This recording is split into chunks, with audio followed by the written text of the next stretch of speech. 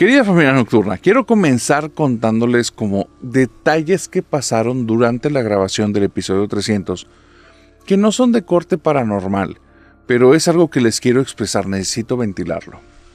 Ese episodio, este episodio de la celebración por 300 ya episodios que nos han permitido, que muchas gracias por todo su cariño y estar aquí.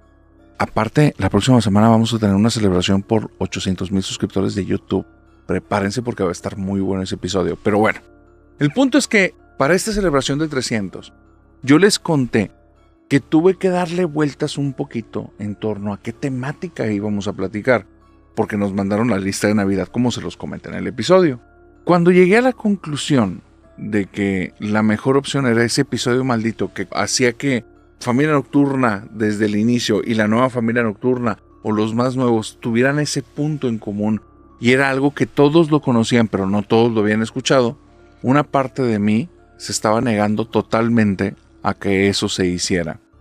Y esa parte de mí era como, no, porque sabía que necesitaba volver a escuchar tanto la anécdota del episodio, creo que 250, en la que sale un hombre con un sombrero, que ahí es donde contábamos el por qué ya habíamos sacado Ángeles Caídos, así como del episodio de Ángeles Caídos. Te iba a necesitar volver a escuchar los audios y me negaba rotundamente porque no había estado padre la experiencia, había sido una experiencia muy pesada. Bueno, empecé a aplazar el episodio.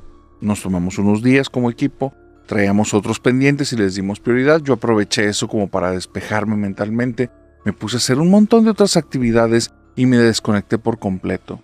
Y en un vuelo que tuve que hacer, me pongo a escuchar los audios de ese episodio y ay, familia nocturna, yo no sé si es una cuestión de sugestión o sea otra cosa, pero empecé a sentir una pesadez y un estrés de tal manera que empezaba a estresarse todo mi cuerpo y me costaba mucho trabajo respirar. Eso hacía que escuchar el episodio de Ángeles Caídos no pudiera ser así continuo, necesitaba que fuera en fracciones y hizo algo que fuera maratónico, poder escucharlo completo. ¿Por qué les cuento todo esto? Porque para mí, más allá de una queja, quedaba nada más como una experiencia en la que le dije al equipo, ¿cómo hay episodios tan cargados de esta energía que se transmite luego y la energía que trae es muy densa? Qué bueno que lo dimos de baja. Entonces sale el episodio, esperamos que fuera un episodio claro, aterrador, nos encantan las historias de terror, pero también muy descriptivo y como que ventilara todas estas cosas que estaban en torno a eso, ¿no? Entonces que fuera bastante dinámico, que les permitiera como tener toda la óptica de lo que habíamos vivido, bueno, 1000 cosas que habíamos dicho que se podían cumplir en ese episodio. Y entonces se estrenó. Y después de eso nos llegaron estas historias que estoy a punto de decirte, que no es que ocurran por ver ese episodio. Nos contaban que qué bueno que lo bajamos, porque lo que estoy a punto de decirte fueron cosas que vivieron por haber escuchado Ángeles Caídos. La primera persona, y esa historia me puso la piel chinita porque nunca me hubiera imaginado algo así, dice que el celular se le trabó. No sé si te ha pasado alguna vez que estás de repente platicando con alguien y el celular empieza a reproducir un audio y el volumen no está bajito, entonces no está tan agradable que esté sonando algo que está totalmente fuera de contexto, independientemente si es algo muy fuerte o tranquilo. Pero esta persona le da vergüenza porque trabaja en un hospital y estaba caminando justo por un pasillo cuando comienza a sonar Ángeles Caídos y empieza a hablar una parte sobre apariciones que se nota que está así como muy fuerte. Entonces se mete la mano a la bolsa, saca el celular, se siente muy avergonzada, comienza a querer desbloquear el celular y el celular no se desbloquea. Empieza a mover la pantalla, no se desbloquea. Y está en cierta parte, que no recuerdo exactamente cuál es, pero está en cierta parte del episodio, que ella se siente con mucho miedo y aparte de la vergüenza y quiere desbloquear esa cosa y no, y pues los celulares ya no hay forma en la que le puedas quitar la batería, pues no está reaccionando el celular. Y ahí, en medio del pasillo del hospital, ella con todas esas emociones comienza a percibir que la luz que está justo arriba de ella empieza a parpadear. Se va, regresa, se va, regresa, se va, regresa. Así es que ella siente como mucho miedo y empieza a caminar por el pasillo y llega a la siguiente luz, porque son estas luces de tubo largas que están cubiertas como algún tipo como de panel medio translúcido. Cuando llega al inicio del siguiente tubo de luz, 2 segundos después empieza a parpadear el tubo de luz y el anterior está normal. Y entonces se va, regresa la luz, se va, regresa la luz, se va, regresa la luz y empieza a sentir como un pánico. No puede correr porque si corre le van a llamar la atención de manera horrible. Así es que empieza a caminar un poquito rápido pero muy cautelosa y vuelve a ocurrir lo mismo en la siguiente luz y en la siguiente luz y en la siguiente luz. Cada luz que pasa regresa a la normalidad, cada luz en la que está ella debajo comienza a parpadear. Llega un momento en el que dices, soy yo, o sea, me estoy haciendo ideas o algo está pasando. Comienza a respirar tranquilamente, empieza a intentar relajarse, deja de prestar atención en el episodio y entonces nota que la luz regresa a la normalidad, se siente tranquila, abre los ojos y frente a ella ve que la luz que sigue, que está a escasos centímetros, se va por completo, regresa, se va, regresa y hace esto como 4 veces, pero ella termina dando un grito horrible y ahora sí corre por todo el pasillo de regreso y termina siendo atendida como por un ataque de pánico.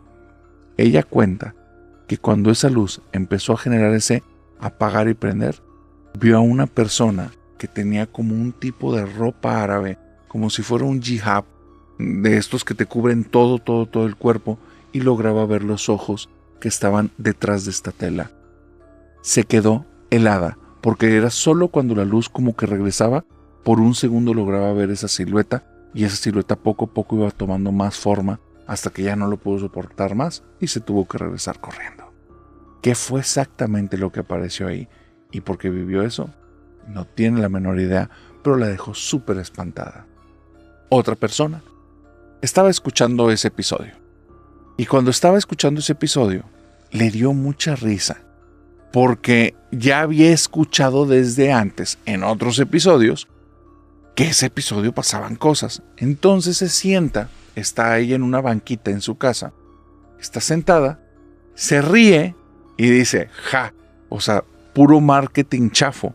Y entonces abre la boca y dice, es más, si hay fantasmas en la casa, los invito para que escuchemos juntos el episodio.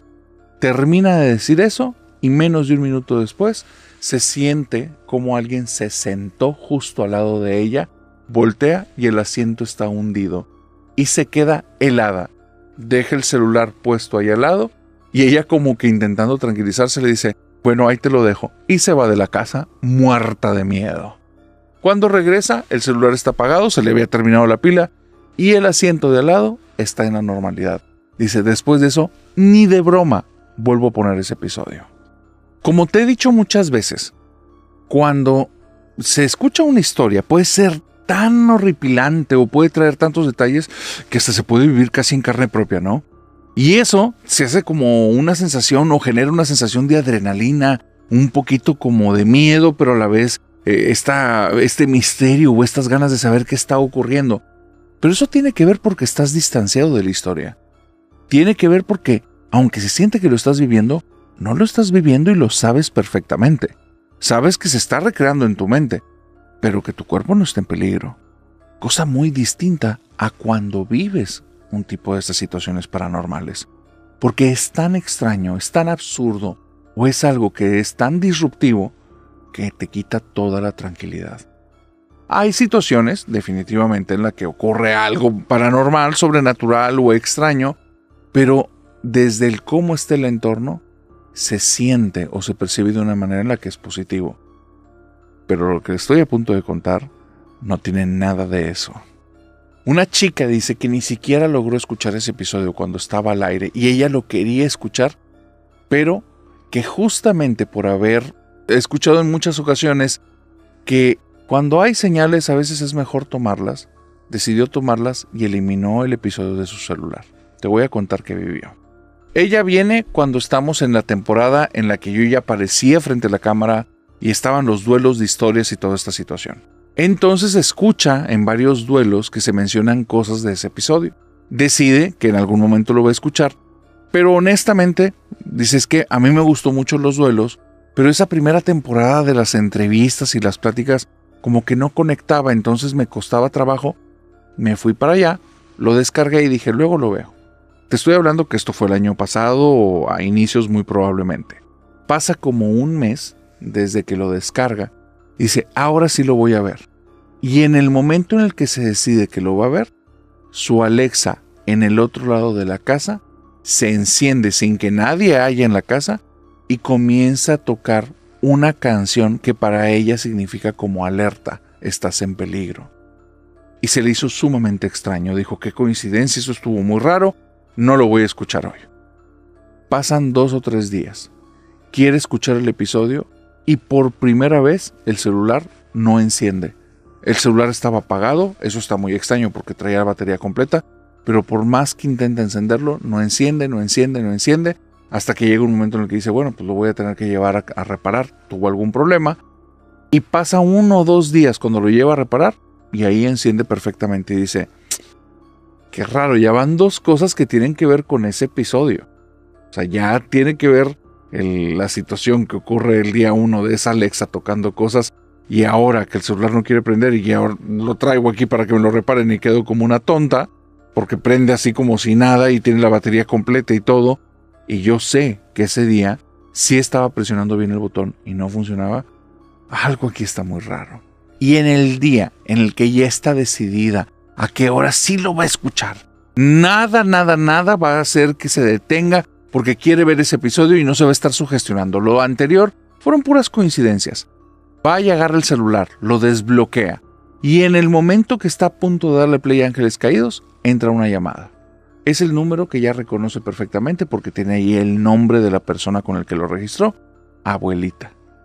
Ella y su abuelita tenían una relación muy bonita y a las 2 les gustaba todo el tema de lo paranormal. La abuelita en su tiempo escuchó La Mano Peluda y ahora ella le presentó Hablemos de lo que no existe.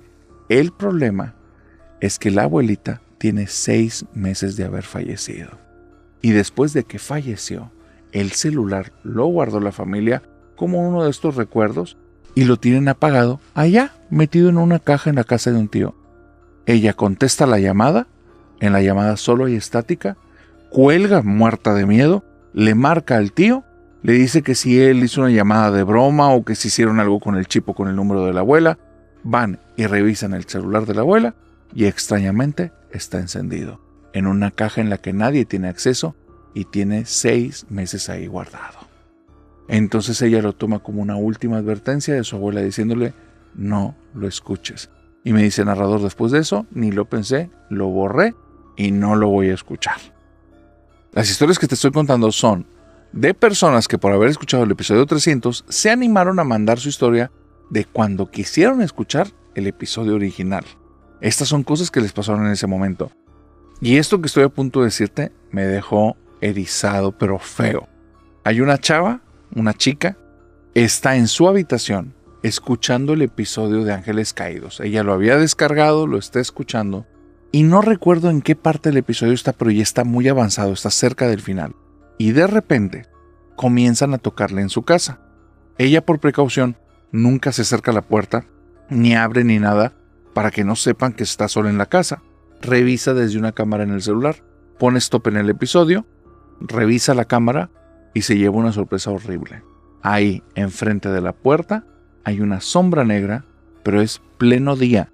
Ahí no se deben de ver sombras, se deben de ver los colores que está viendo en todo el resto de la imagen, el color de la pared, el color del piso, y lo que está viendo ahí es una sombra que está como media difuminada y vuelve a escuchar que le vuelven a tocar la puerta. Se muere de miedo porque la sombra no es como que estuviera tomando mala cámara y que de repente voltee y empiece a caminar y diga, fue como que uno al enfoque. No. La sombra frente a la cámara simplemente desaparece.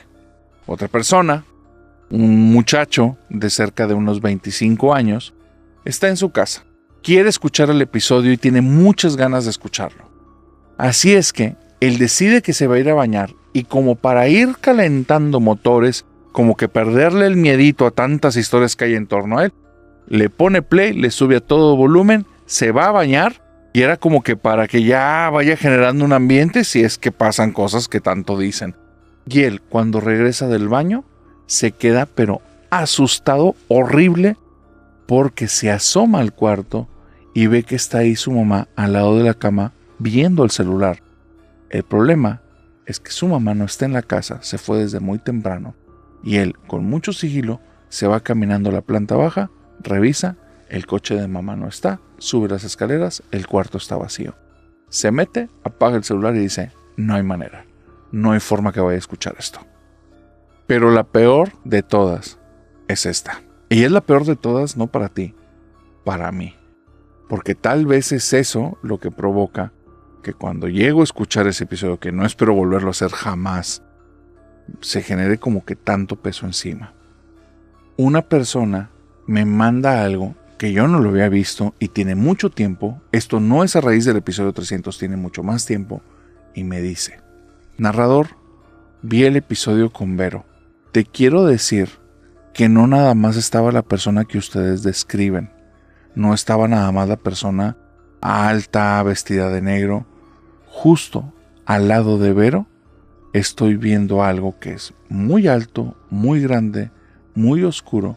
Tiene una cabeza enorme y está lleno de dientes. Esa cosa es la que está trayendo las malas vibras ahí. Y esa cosa es lo que está dejando su esencia en el episodio. Tengan mucho cuidado. Ese maldito comentario tiene cerca de 2 años. Desde que había llegado y no me había dado cuenta. Ahora que comencé a recopilar experiencias por lo del episodio 300, le di el scrolleo hasta que llegué a los últimos, o más bien primeros comentarios que me habían mandado. Me topo con eso y dije, sí, qué bueno que lo dimos de baja.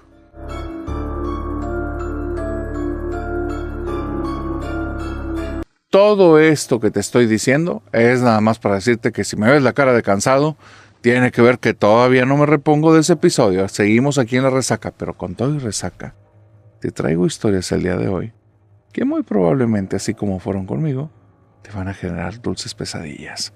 Quiero comenzar por una que me contaron directamente. Ya ves que te conté en este viaje que me puse a escuchar el episodio de Ángeles Caídos. Bueno, como en todos los viajes que me pasan, me pongo a preguntar a las personas a mi alrededor si tienen alguna historia. Y me contaron una historia que me encantó. No saben exactamente si la historia es 100% real, aunque la persona que me lo contó me dice, yo te lo puedo asegurar porque, aunque no he visto registros desde ese entonces, porque esto es de los años 70, yo lo vi en un periódico. Yo de ahí leí la noticia y eso pasó en un pueblito que está muy cerca de mi localidad. Ahí te va. Resulta que un día por la mañana empieza a repartir periódicos como era en estos tiempos de los 70s algo habitual. Y en esa repartida de periódicos o ventas en expendios o puestos que están muy cerquita de la calle para cuando pasan carros o cuando la gente va caminando, y hay un titular en el periódico. Hombre desvivió a Nahual, porque desde entonces ya YouTube censuraba también los periódicos. Entonces, esta persona me dice, narrador, yo en ese tiempo ni siquiera leía, no me daba tiempo para eso, no era algo que me llamara la atención. Se refiere al diario, al periódico. Dice, pero lo vi, me llamó tanto la atención que lo pagué, me lo entregan y leo la noticia. Y resulta que en un ranchito muy cerquita de ahí de la casa, había un tipo que es un taxista, que lo tenían apresado y al tipo lo iban a llevar para dictarle sentencia y mandarlo a prisión, porque él cuenta algo que está como muy descabellado, pero si lo vieras y si lo hubieras escuchado porque después salió en la tele, te quedarías con la duda de si es verdad o no. El sujeto lo que cuenta es que él iba en su taxi, todo normal. Ya era bastante tarde en la nochecita y de repente en el camino ve a una mujer pidiendo ride, decide que no le va a dar ride a esa persona, es una persona que no le da buena finta. Aparte de eso, en el lugar en el que está pidiendo el ride no es un lugar habitual para que pidan ride, algo le dispara ahí una alarma que no debe detenerse, así es que él sigue adelante. Y entonces, ensimismado en los pensamientos, adelantito de él, reacciona muy lento, pero hay 2 zorras que se están peleando. 2 animales tirados ahí en el piso, se están peleando uno con el otro, y él, aunque mete el frenón, los golpea, salen disparadas los 2 pobres zorras, y entonces él detiene el vehículo, se baja, va caminando, y ya no hay nada que hacer ahí. Sin embargo, te vuelvo a decir, años 70 y se ve por esta persona, por lo que él sabe, cuando los ve dice, bueno, pues ya no están, pues ya lo hecho está y les pegué. pues bueno, lo que voy a hacer es aprovechar sus pieles y él sabe trabajar ese tema. Así es que va, las agarra de la cola, las levanta, abre la cajuela del carro y las avienta adentro. Cierra la cajuela y decide que ya, el susto que se llevó por el golpe de las zorras, la persona ahí atrás ya es suficiente, así es que va directo a la casa. Va, mete el vehículo en su cochera, se duerme en la cama y al día siguiente se levanta, pero ya son cerca de las 4 de la tarde. Y él está sorprendido, nunca duerme tanto y se siente cansado, se siente pesado, es muy raro. Así es que comienza a avanzar el día hasta que le dan cerca de las 7 de la noche. Y a las 7 de la noche se acuerda, las zorras que traigo en la cajuela. Por el calor, por la zona en la que vive, dice, no, ya se han de haber echado a perder. Y entonces no, el carro va a estar inusable, no lo voy a poder usar durante una temporada larga en lo que lo limpio, le quito sus aromas que a veces nunca se van. Entonces, ¿cómo le voy a hacer? ¿Cómo le voy a hacer? Y todo preocupado se sale de la casa rápido, entra a la cochera, abre la cajuela y se espanta como nunca en la vida. Adentro de la cajuela no hay 2 zorras, hay 2 mujeres sin ropa, desvividas, muy golpeadas.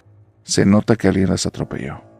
Él, al ver eso, instantáneamente da parte a la autoridad y les dice, voy a llevarlas a un hospital porque no veo que tengan signos vitales, pero están aquí en mi cajuela, y les da la dirección del hospital y todo como un ciudadano responsable que está viendo una situación totalmente fuera de lugar, las lleva para allá y cuando las revisan, pues lamentablemente no había nada que hacer y se lo llevan preso. Y al día siguiente es donde aparece esta noticia con este sujeto contando esta historia, donde dicen, pues al parecer ese sujeto desvivió a un nahual, o en este caso, 2. Solo como un complemento a esta historia que te acabo de contar. Esta persona me dijo que él le consta que ese sujeto, el taxista, acababa de salir de la cárcel después de casi 30 o 35 años, que tenía como unos 5 años de haber salido, y que él jamás dio otra versión en la que hubiera ocurrido otra cosa o jamás reveló. Él siempre dijo que lo que le había pasado es que había visto 2 animales en el camino y bueno, lo que ya te conté.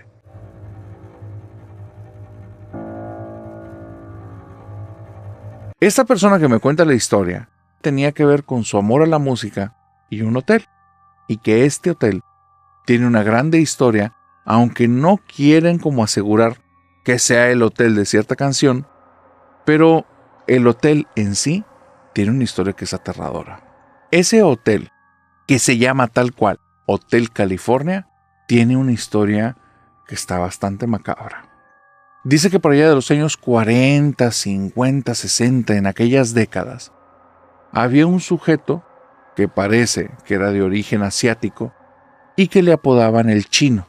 El Chino se instaló en cierta localidad en una parte de Los Cabos, y estando allá en esta localidad de Los Cabos, comenzó a darse como mucho espacio para hacer transacciones comerciales, y resulta que el Chino era un visionario y era muy bueno.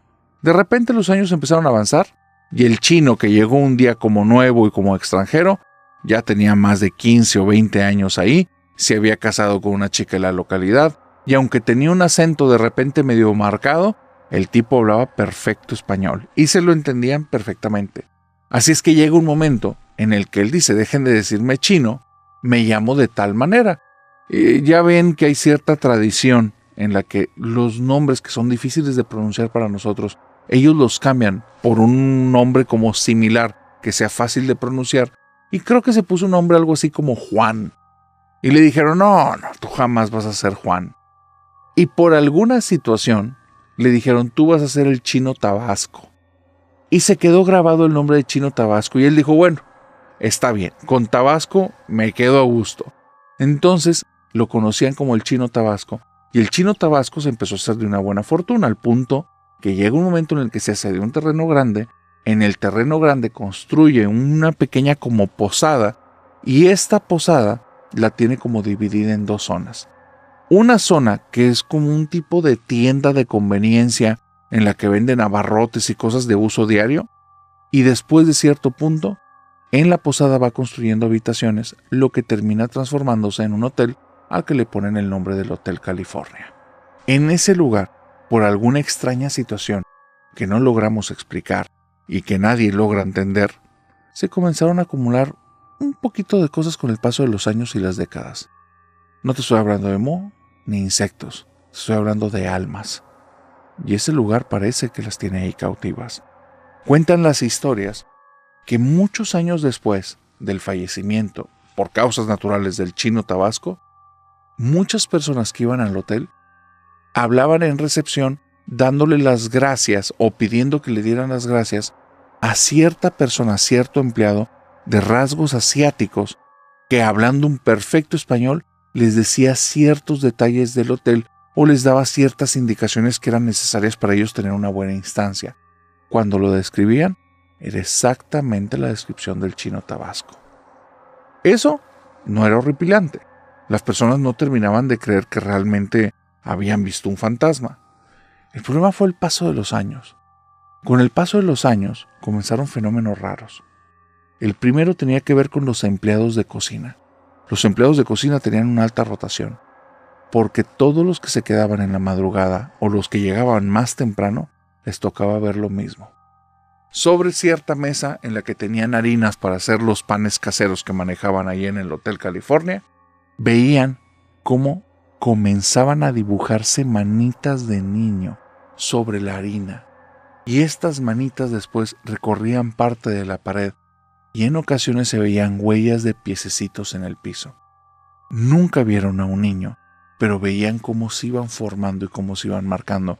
Y era algo tan extraño y tan aterrador que las personas preferían salirse de ese lugar porque decían que estaba embrujado. Los años van pasando y ahora los afectados son las personas que van a hospedarse al hotel. Y hablan de 2 habitaciones que no tengo el número. Pero en esas 2 habitaciones, si te quedas más de una noche, te vas a tener que ir de ahí corriendo. Al punto que mencionan que si tiene todo lleno, esas 2 habitaciones no las rentan. Y es porque durante la madrugada vas a escuchar un sinfín de cosas extrañas. Primero, algo que no te va a hacer sentir tan tranquilo, porque vas a escuchar cómo se abre la puerta de tu habitación y alguien camina adentro. Pero si volteas, la puerta está cerrada y nadie está ahí, lo cual te va a hacer sentir tranquilo, porque vas a creer que eso está ocurriendo en otra habitación. Hasta que se abre la puerta de tu baño que está adentro y veas cómo se van abriendo las llaves de ahí, a veces de la regadera, en ocasiones del lavabo, y se quedan chorreando agua. Después de eso, si no te sales porque te sientes muy valiente o porque reaccionas muy lento, vas a comenzar a escuchar pasos mojados. Y si volteas al piso, vas a ver huellas. El problema es el tamaño. No es un niño, es algo bastante grande, que está ahí caminando alrededor de tu cama y muy probablemente te está viendo. También, si estás en la otra habitación, vas a escuchar de repente un pequeño lamento que va a parecer que es de alguno de los vecinos que está pasando un momento muy emotivo, hasta que comiences a escuchar que empieza a avanzar dentro de tu habitación y el lamento va a ir aumentando y aumentando y aumentando hasta que se transforma en un grito que se hace tan aterrador que te resulta imposible moverte y te vas a quedar paralizado. Eso es lo que cuentan las personas que han vivido dentro de estas habitaciones. ¿Qué es lo que guarda el Hotel California? ¿Por qué se quedan estas almas ahí o esos espíritus? Es algo que al día de hoy nadie termina de entender.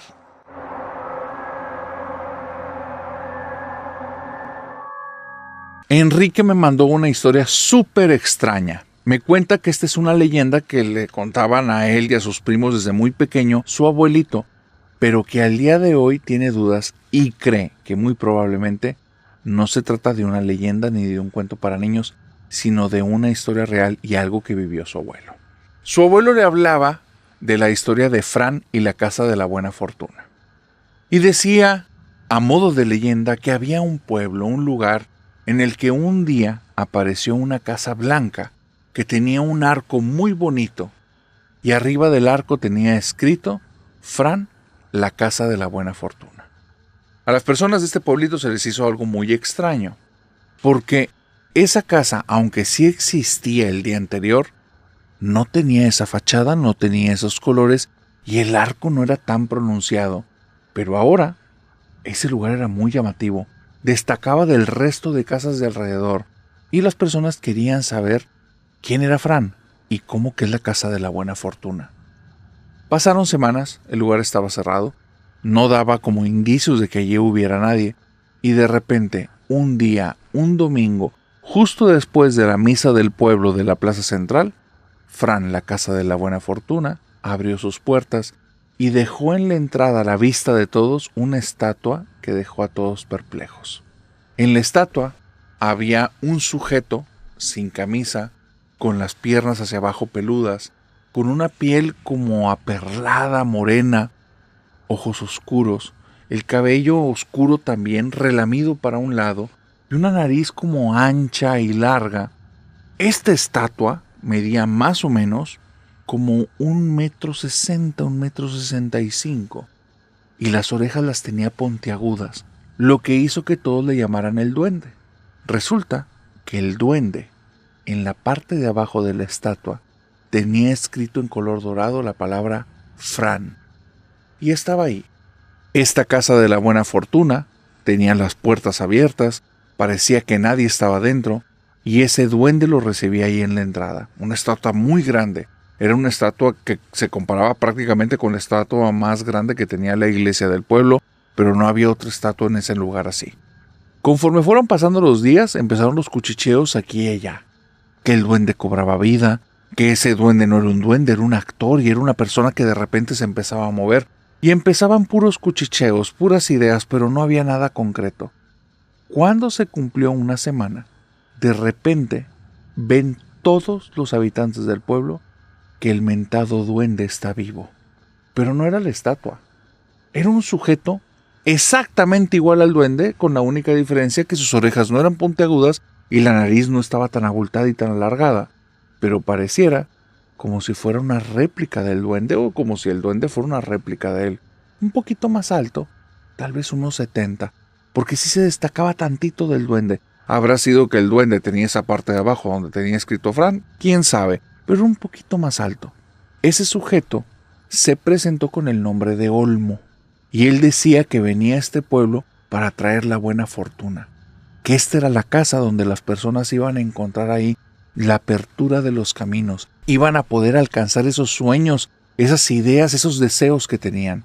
Y la gente comenzó a creer que era un brujo, pero él decía que no, que él solo era un enviado de Fran y que él quería hacer que Fran llegara a todos y que por favor todos pasaran. En la casa de la buena fortuna había 3 habitaciones. Las 3 habitaciones al inicio estaban vacías, no estaban tan bien construidas, no tenían un buen color.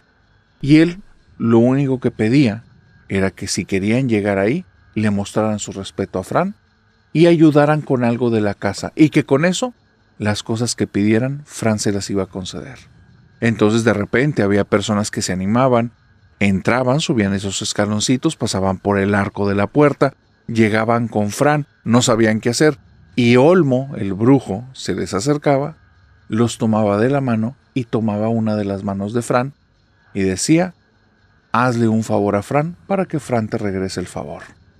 Y entonces les daba un bote de pintura o les pedía que fueran a cierta habitación, y de repente, en menos de un mes, esa casa ya estaba perfectamente terminada. Tenía muchos detalles, inclusive tenía un montón de muebles adentro. ¿Sabes por qué?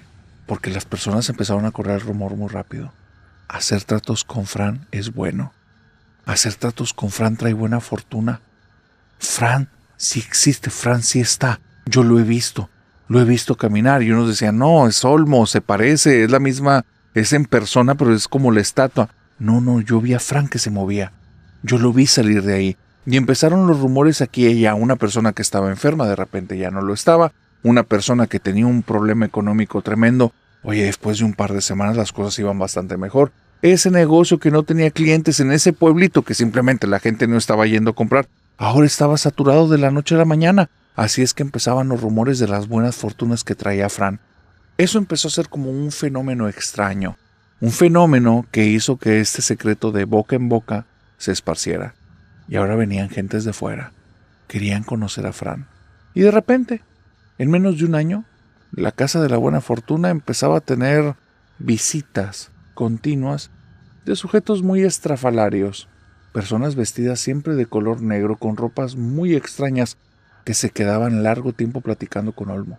Y Olmo hacía amistades aquí y allá, pero les daba especial atención a ellos. Y varios de ellos sí eran conocidos por gente de ahí. Brujos. Brujos que hacían tratos con muertos. Brujos que hacían tratos con demonios. La gente empezaba a tener un poco de miedo de estas cuestiones con Fran, pero Olmo les decía que tranquilos, que la casa de Fran, la casa de la buena fortuna, era algo que estaba abierto para todos, que era un lugar al que todos pudieran ir, que no tuvieran problema, porque si ellos no querían tener trato con estos hombres de negro, no tenían que hacerlo. Fran siempre les iba a abrir sus puertas. Pero las cosas empezaron a cambiar. Las cosas empezaron a ser distintas. Y de repente era muy extraño. Pero Fran era un poco más exigente ahora. Si ahora querías tener a esa chica que te gustaba, o tener ese trabajo que deseabas, o que la siembra que habías puesto fuera muy fructífera, ya no era suficiente ir y pintar o construir una banquita. No. Había que pasar horas allá adentro. Había que tomar las lecciones de Fran, porque Fran ya tenía lecciones, ya Fran tenía su propio libro, que era un libro que los de ahí lo podían leer, en el que decía qué es bueno y qué es malo, qué hacer y qué no hacer. Fran se estaba transformando en un tipo de culto o secta, y la gente no lo entendía y no lo sabía. Pero, como todos querían buena fortuna, empezaron a ceder ante las peticiones de Fran. Y de la noche a la mañana, las personas ya tenían símbolos de Fran, pequeñas estampitas, estampados en la ropa. Había algunos que se habían hecho tatuajes caseros, y había personas que traían como colgantes en los que terminaban con algún tipo de cabeza de duende, y todos decían que era la marca de Fran. Fran aquí, Fran allá, todo el pueblo hablaba de Fran. La iglesia se quedó vacía, y de un tiempo a otro el sacerdote que estaba ahí desde hace muchos años pidió el cambio de lugar. Era algún conflicto con el que él no quería entrar, y entonces pide que lo manden a otro lugar. Y ahora viene de repente un sacerdote, pero cada vez que abre y toca la campana, nadie se acerca. Ese lugar ahora es el pueblo de Fran. Ahora todos creen en él. A pesar que las cosas ya han cambiado y llevan más de 3 años ahí, y la gente es extraña. Si te tocara llegar a ese pueblo, ya no te toparías con esas personas alegres, que cuando llegabas se trataban de una forma bonita, que todos tenían apertura para la gente de fuera, que intentaban invitarte a un restaurancito u otro lugar, no para pagarte la cuenta, sino para que tú de alguna manera conocieras las cosas de este pueblo. Ya la gente no era así. Ahora muchos se vestían de negro. Ahora muchos se sentían especiales porque tenían el favor de Fran. Ahora veían a los otros con desprecio. Y ahora, el que no quisiera seguir pidiéndole favores a Fran era castigado por todos. Y no se daban cuenta. Pero de repente, todos aparecían afuera de alguna de las casas con antorchas, con quinqués, cosas que ni siquiera utilizaban ya de una manera continua en el pueblo.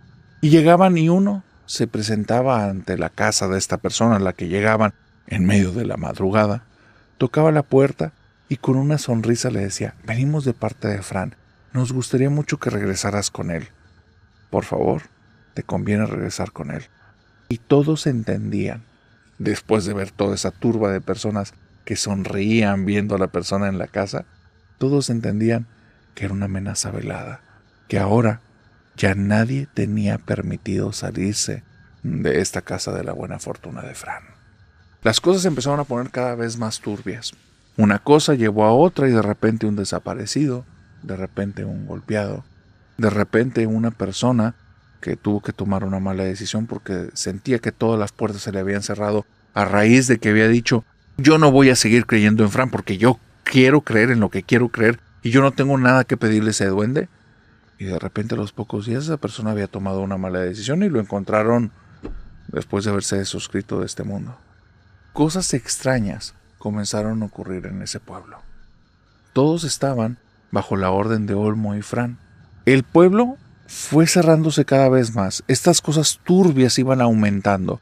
Las personas cada vez más cerradas veían a todos con unos ojos como juzgándolos, sintiéndose ellos especiales, y era un lugar al que no te hubiera gustado ya ir. De repente un día, tal vez por destino, por karma, por Dios o por lo que tú quieras, pero dicen que escucharon a Olmo gritar desde la casa de la buena fortuna de Fran, pidiéndole a Fran que no lo obligara a hacer eso. Nadie entiende exactamente qué fue lo que pasó, Pero esa misma noche, la casa de la buena fortuna de Fran se incendió, con Olmo adentro, y todo se vino abajo. Pero desde ese día, todas las personas de este pueblo comenzaron a recibir una visita inesperada, una visita aterradora, una visita de cierto sujeto que se hacía llamar Fran. El problema es que el sujeto no lo lograban ver con detalle, porque aparecía en zonas donde no debería de estar, en los closets, debajo de la cama, en los lugares más oscuros.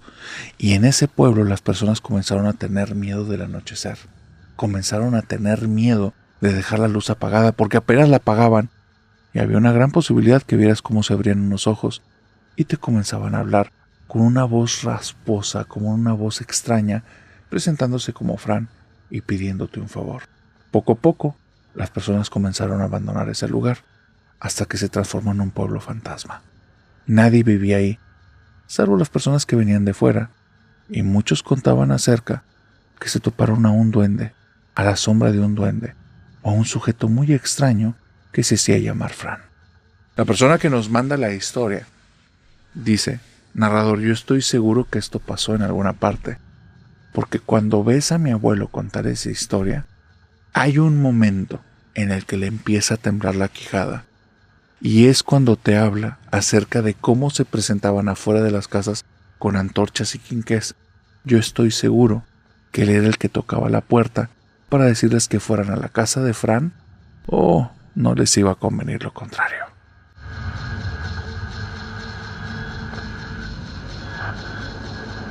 Malena, cuando vivía con su mamá y su papá, vivía en una situación muy difícil. Tenía una prohibición que a ella le causaba mucho problema, porque ella desde siempre quiso tener una mascota, pero tenía estrictamente prohibido. En esa casa en la que estaba con mamá y con papá, no podía haber ni perros, ni gatos, ni tortugas, ni conejos. Y ella quería con todo su corazón un gatito. Pero nunca la dejaron.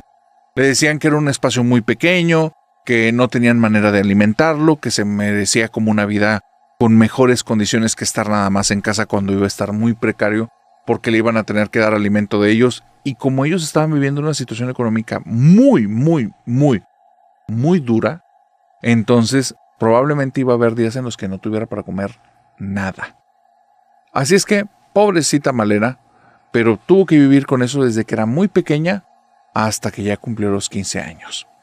Cuando ella cumple los 15 años, ya tiene una hermanita de alrededor de unos 7 años con la que tiene muy buena relación. Y es justamente a los 15 años que ocurre algo muy extraño. De repente, de un día para otro, su hermanita está toda llena de piojos. Pero llena de piojos, te digo algo espantoso. La familia de Malena, aunque están viviendo una situación precaria, no son personas descuidadas. La casa es una casa muy limpia, ellos son personas muy limpias, entonces creen que se le pudo haber pegado en el momento de estar ahí en la escuela. Con alguna persona, con algún animal. Ellos no conocen de este tema, pero lo que hacen es tomar cartas en el asunto al instante. Ese día no va a clase, se la llevan directamente a un doctor que haga la revisión, le da desde un medicamento, unos polvos, unos ungüentos, mil y un cosas. Ellos empiezan hasta con baños de agua caliente, con estarla cepillando, cepillos especiales. Y esto es bien extraño, porque dice Malena, yo lo vi, narrador. Le quitaban todo, estaba limpia, y al día siguiente, como si no le hubieran quitado nada, llena otra vez toda de piojos y de liendres, y mamá tardaba horas, le estaba quitando y salían, pero a mi mamá no se le pegaban. Un día mi mamá dice que por favor, que cuando ella esté quitándole los piojos a mi hermana, que por favor yo me ponga a rezar. Y entonces yo le digo, mamá, no seas tonta, mejor te ayudo con el cantarito de agua, con el bote, voy calentando cosas, te traigo las medicinas. No, hija, necesito que reces. Y dice, y narrador, me quedé fría, porque empecé a rezar, mi mamá empezó a quitar piojos, y de repente ya no había. Estamos hablando que siempre se tardaba 3 horas. Ese día se tardó 25 minutos, y yo dije, ¿qué pasó? Y mi mamá dice, es que se me hace que nos embrujaron, mija, pero no hagan caso, nosotros vamos a seguir echándole ganas. Ese día, narrador, en la noche, yo me voy a mi habitación empiezo a tener una comezón horrible y a partir de ahí comienzo con piojos, pero a un nivel que no te puedes imaginar. Vamos con un padre y nos hace oraciones y no funciona. Un día no tenemos, otro día sí tenemos. Un día no tenemos, otro día sí tenemos. La casa la tenemos, nos deshicimos de colchones, nos deshicimos de almohadas, nos deshicimos de todo. Y de repente un día no tenemos y al día siguiente sí. Y el padre nos explica y dice, vayan con el doctor. Hemos ido con varios doctores, o sea, nos han ayudado vecinos comprándonos las medicinas porque no tenemos cómo.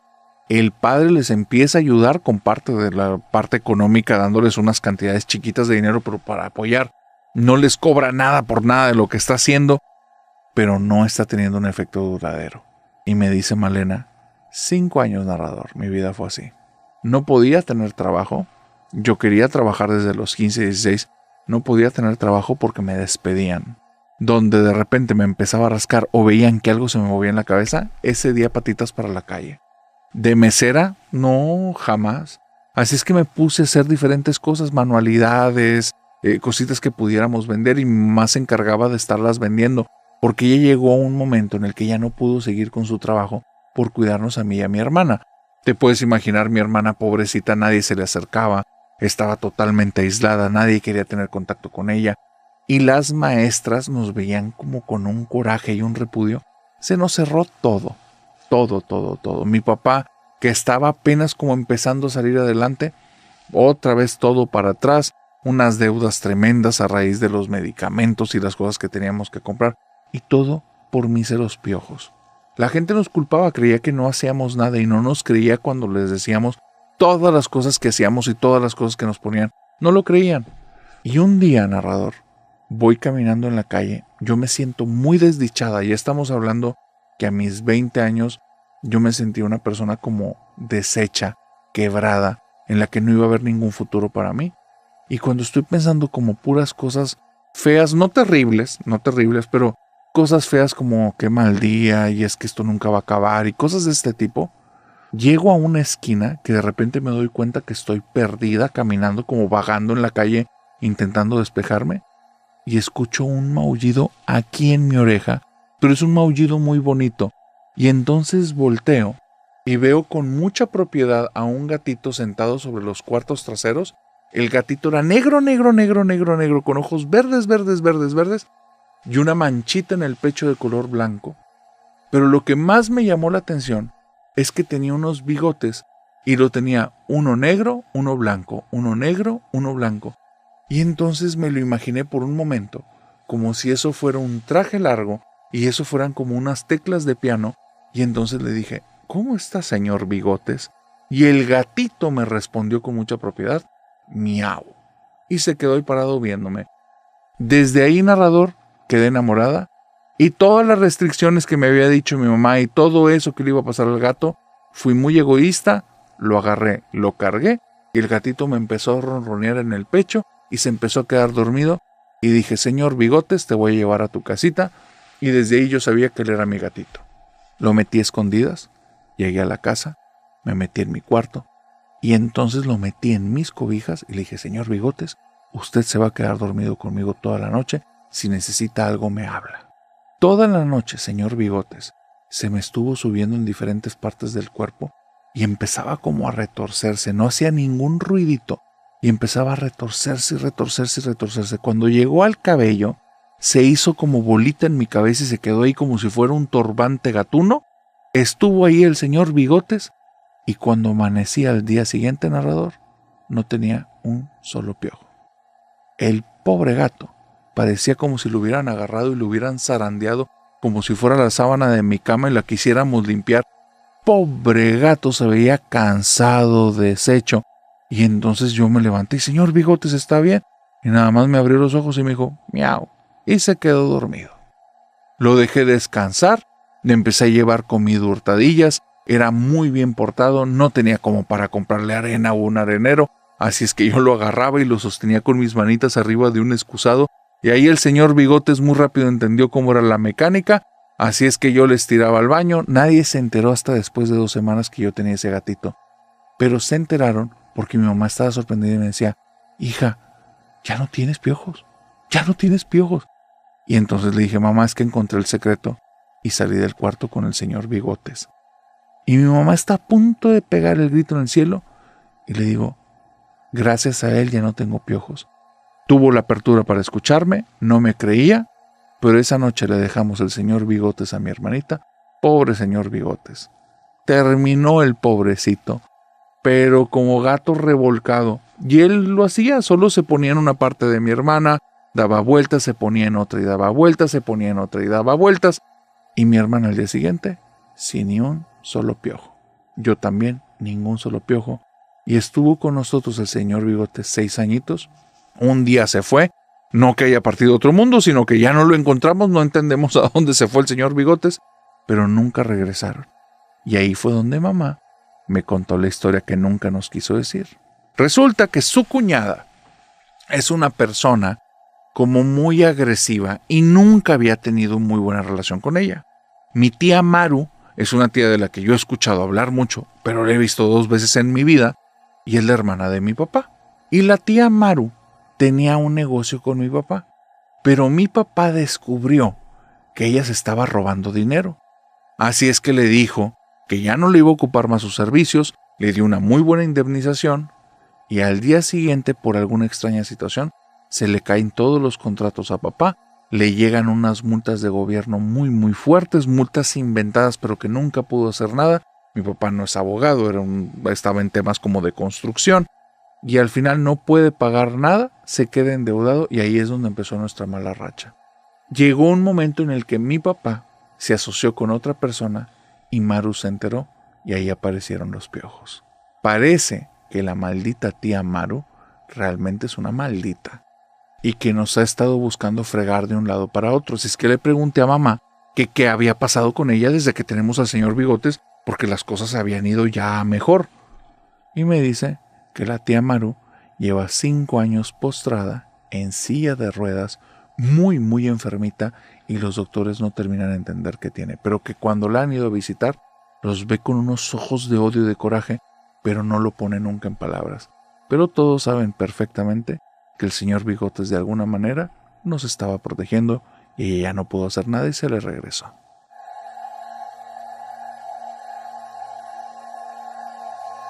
Orlando vive en una ciudad aquí en México. No sé qué ciudad sea, pero tal vez después de que escuches esto, tú sí la vas a reconocer.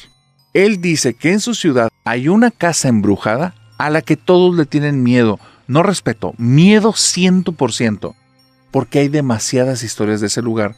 Y ese lugar, hace escasos 15 años, en un salón de fiestas. Te cuento un poco el contexto. Originalmente era una casa muy grande, 4 habitaciones en la parte de abajo, 4 habitaciones en el segundo piso, un jardín amplio y un patio amplio. Los dueños eran 2 personas ya mayores y al final, por situaciones como de hospital, de salud, necesitaron rematar la casa. No tenían hijos y necesitaban ya el dinero para poder sacar adelante esto. Así es que una pareja que estaba amasando dinero por varios negocios que tenían en la ciudad, unos comerciantes que se les daba muy bien como iniciar negocios nuevos, compran el terreno y lo transforman en un salón de eventos, un salón de fiestas. En muchas ocasiones al inicio era un salón de fiestas exclusivamente para adultos. Bodas, bautizos, celebraciones como de compromisos, cosas así. Inclusive hasta el gobernador fue a celebrarse ahí porque era una casa bonita, lujosa. Pero rápidamente empezó a decaer. El mobiliario, mantenerlo siempre como de la misma manera, las paredes pintadas, el lugar que siempre esté muy bien y muy estético y muy a la moda, fue algo que no se les dio tanto. Así es que se dieron cuenta que le podían dar un giro. Cuando ya traían muy poquita venta, lo cambiaron y lo transformaron en un salón de fiestas para niños. Y ahí es donde ese lugar empezó a cobrar vida porque empezaron a pasar cosas muy extrañas. Cuando el salón de eventos estaba lleno de niños y sus papás, en más de una ocasión, los niños comenzaban a gritar, señalando hacia afuera en las ventanas que daban hacia la zona del jardín, hacia la zona del patio, y decían que estaba lloviendo. Pero no era verdad. Pero era muy loco, era como si fuera una histeria colectiva, porque todos decían que estaba lloviendo, y afuera era un día soleado, o tal vez chispeaba, pero no tenía por qué llamarles la atención. En esos momentos las fiestas se acababan. Y pues pueblo chico, infierno grande, querida familia nocturna, en menos de 24 horas todos sabían el chisme de que algo raro había pasado, que los niños se pusieron mal, y eso hacía que las ventas se fueran para abajo durante una temporada. Empezaban estos comerciantes a poner ofertas, a poner diferentes cosas, se volvía a llenar, pero otra vez, si se volvía a llenar de niños, algo raro pasaba. Si no era la lluvia, era que empezaban a acercarse a las ventanas y decían que allá afuera estaban los niños jugando, que afuera estaban los niños jugando. Pero no tiene sentido porque la fiesta está adentro, los niños están adentro, afuera no hay nadie, pero se ponían como locos. Era como si les llamara mucho la atención. Y pasaron así como 5, 6, 7 años, hasta que llegó un momento que la familia, los dueños de ese lugar, decidieron poner en remate el lugar porque no les servía para negocio, ya se les había caído las ventas muchísimas veces, sentían que eran como arrear un burro, eran querer levantar un muerto. No funcionó el negocio, no funcionó y hay que dejarlo. Entonces lo ponen en venta y nadie lo quiere comprar. ¿Por qué? Porque cada comprador que va sale de ahí pálido, con la presión baja, porque cuentan historias combinadas. Desde que ven a un niño subir las escaleras al segundo piso, pero el niño no tiene pies, hasta que, en ocasiones, han visto cómo comienza a llover en una sola de las ventanas y se acercan creyendo que es algún problema de tubería y quieren ir tomando apuntes porque no van a comprar una casa así o van a pedir un buen descuento, y cuando se asoman, ven todo el jardín o todo el patio como si estuvieran en medio de una tormenta y un montón de niños que están jugando ahí en unos juegos que no están. Juegos hechos de madera y niños que no llevan mucha ropa, pero que si les ves el rostro, son más bien adultos con ciertos rasgos que parecerían deformidades. Todas las personas que llegan a pedir precio de la casa y tienen un tour, salen de ahí muertos de miedo. Los brokers, los vendedores, la familia anterior no, pero los nuevos sí. ¿Qué es lo que provocó?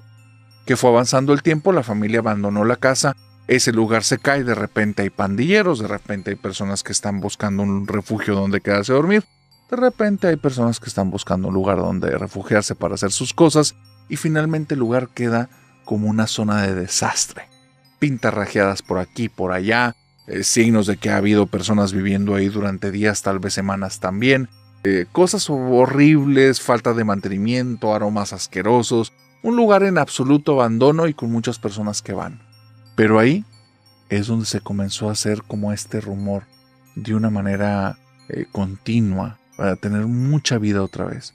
Y decían que si te toca estar una noche ahí y en esa noche llueve, lo único que vas a ver es por las ventanas un día soleado y sombras oscuras de niños que se acercan y se empiezan a pegar a las ventanas. Y esa historia comenzó a repetirse y repetirse y repetirse al punto que las personas, aunque ya han pasado más de 15 años, no se atreven a acercarse a la casa a la que le pusieron de nombre la Casa de los Chaneques.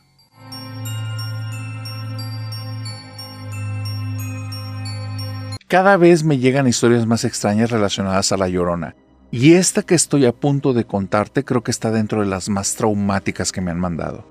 Hay un sujeto, un tipo, le vamos a poner de nombre Ulises, que él dice que el tema de lo paranormal, para él le resultan cosas tontas, cosas para gente mensa, excepto un tema.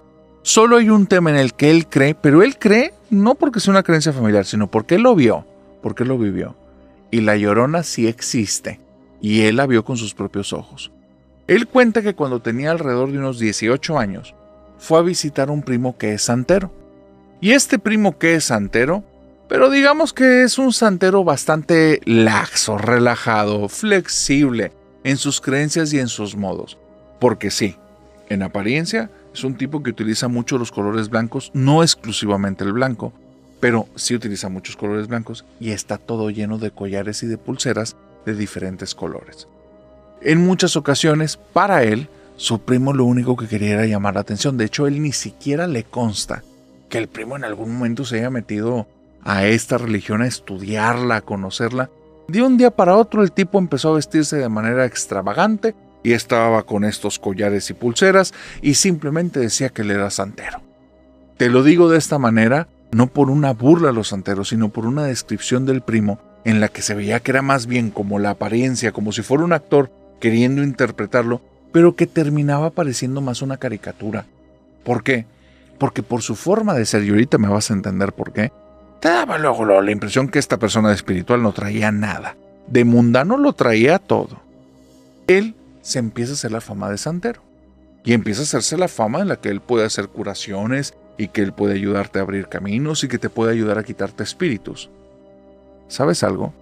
Hay muchos rumores de ese primo en la que nunca logró hacer bien una cosa, pero cómo estafó de personas. Por eso te digo que esta persona era más bien la caricatura. Un tipo inteligente, colmilludo, que no tenía mucho pudor y tampoco tenía mucha ética. Ya nos vamos entendiendo de qué te estoy hablando. Sin embargo, ese primo siempre traía las cadenas, siempre traía las pulseras y no permitía que nadie se las tocara. Ulises, que es la persona que me cuenta la historia, me dice que un día decide ir a visitarlo. Y él lo va a visitar porque cuando es de noche, en la azotea de la casa del primo son las mejores fiestas. Así tal cual me lo dice Ulises, pues mira, él conseguía muchachas y eran chicas de la localidad que por alguna situación le seguían el juego y pues terminábamos noviando muy rápido y se ponían las cosas muy rápido con, digamos, divertidas, con muchas diversiones nocturnas. Aparte, había mucho alcohol, había mucha comida y él nunca cobraba un peso, él se encargaba de todo. A mí me gustaba, pero después de 3-4 idas que terminaba mal en mi trabajo, empecé a tomar distancia. Sin embargo, ya había tomado un muy buen tiempo desde la última vez que visitaba al primo y dije, voy a déjame ir a darle una vuelta. Le marco, me dice que sí, que esa noche va a ser una reunión. Yo ya sabía qué tipo de reunión era y voy para allá. Ulises tiene 18 años, su primo tiene 26. Y entonces Ulises está en la azotea del primo, está viendo la calle y de repente suena como un lamento, pero un lamento ensordecedor ahí en medio de la fiesta. Y entonces Ulises se altera por completo, comienza a ver a todas partes, creyendo que alguna de las chicas que estaba ahí le había pasado algo, y ve que todas están asustadas, pero no es ninguna de ellas la que gritó. Y el primo estaba asando carne en un asadorcito, y mientras le está asando, voltea y lo ve y le dice, no, tranquilo, no pasa nada, nada más no le hagas caso. Y entonces Ulises le dice, ¿de qué estás hablando, primo? ¿Pero qué fue ese grito? No le hagas caso, primo, no le hagas caso. Ahorita va a pasar, y ahorita que pase nada más no la veas. ¿Pero de qué estás hablando, primo? De la Llorona, Ulises. Hazme caso y nada más no la peles. Aquí nosotros sigamos en nuestras fiestas, chicas, ¿cómo se le están pasando? Y ellas ni siquiera le responden, están asustadísimas. Y entonces ya habla más fuerte. No le hagan caso todos a la fiesta. Ustedes ubíquense aquí. Y entonces se le acerca Ulises y me dice, narrador, me lo dijo en el oído, tú no te preocupes, estamos protegidos. Y se pega en todos los collares que trae. Dice, bueno, cuando dice eso y cuando se pega en los collares, entonces entiendo de qué está hablando. Por la mirada por hacia donde la tuve que dirigir para verlo, veo que en la calle viene desde lejos una mujer toda vestida de blanco con el cabello negro y viene caminando pero muy rápido. El problema es que no es un caminado normal, no es un caminado con cierto ritmo. Es como si una imagen estuviera fija y se moviera y barriera el lugar. O sea, se está deslizando en el aire esa cosa. Y yo logro ver cómo viene hacia acá. Y mi primo me dice, quita los ojos de ahí, quita los ojos, primo, estamos bien protegidos. Y justo cuando esa cosa está a la altura de ahí de la casa de mi primo, es cuando se vuelve a tocar el collar. Y todos los collares, pulseras y todo lo que llevaba, no estalló, pero se hizo pedazos y cayeron todas las cuentas al piso, pero así, como si se hubiera desarmado todo, como si le hubieran arrancado los hilos a la vez. Y mi primo nada más voltea a ver el piso, se pone blanco, blanco, blanco, blanco, y voltea con todos y dice, vámonos, vámonos, vámonos de aquí. Donde vamos bajando las escaleras, narrador, volvemos a escuchar el lamento de la mujer, pero ahora el lamento viene detrás de nosotros, como avanzando hacia adentro de la casa, y el primo está como alma que lleva el diablo, nada más bajando lo más rápido que puede. ¡Que nos vamos, que nos vamos, que nos vamos! No cerró nada, no dejó las puertas cerradas. Él se salió y se fue corriendo. ¿Qué fue lo que vimos esa noche? Yo sigo diciendo que es la Llorona y que esta le ganó al santero.